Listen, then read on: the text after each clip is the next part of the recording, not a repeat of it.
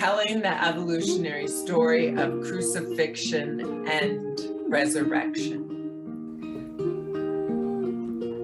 I am Kristina Tahel.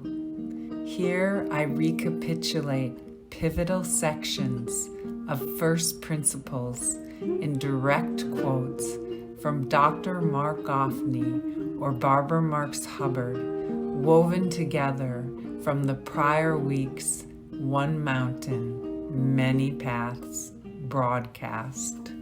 Last week, we took a dharmic dive into Easter.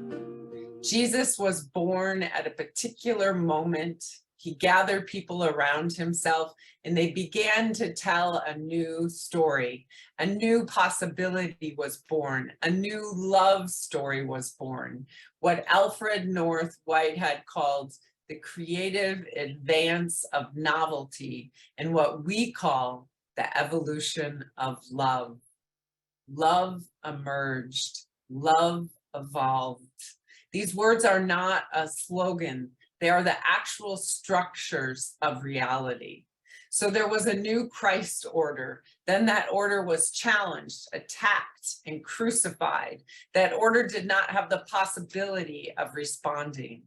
What we do as the ultimate revolutionary subversive act is we tell the story of the new higher order. Hopelessness is not the nature of reality. Human beings deserve to be free, and human beings will be free, and a higher order will always emerge from the disorder. The crucifixion is never the end. There is always resurrection. Resurrection is the ontology of cosmos itself. What we are saying is that this story, this movement to create heaven on earth, is living in the context of a larger story. How do we know? Because we know that justice is a given. We know that justice is a first principle and a first value of reality. And most people don't achieve justice in one lifetime. Therefore, we actually know in our very bodies that the story must go on. The story is always the story of justice, always the story of goodness, truth, and beauty. Reality is radically hopeful in its very nature, but that's not achieved by millions, billions of people in one lifetime. And this means there must be a continuity of consciousness. Easter says no to death. Easter says crucifixion is not the end of the story. There's resurrection. Now, does resurrection happen 3 days later? Maybe, maybe not. Maybe it's a historical myth. But is resurrection true? Absolutely, without question, resurrection is true. Resurrection is a truth of reality. It does not end with crucifixion. The pattern of reality is order, disorder, higher order.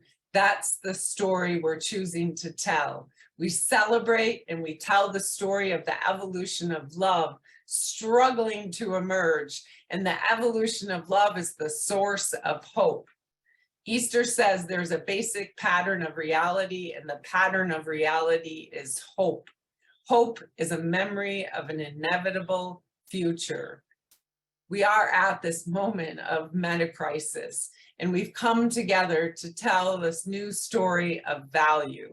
It's the overwhelming moral imperative of our time in this moment in history, not to tell a New Age story nor a regressive Pollyannish story, but to tell the most accurate story, the most accurate love story that we can tell, grounded in all the sciences, integrated into a plot line which becomes self-evidently clear, that lives in us, as us, and through us. We are choosing to tell that story, not because it's a fanciful story, not because we're making it up, not because it's a conjecture, not because stories are a figment of our imagination, not because story is just a mere social construct. No.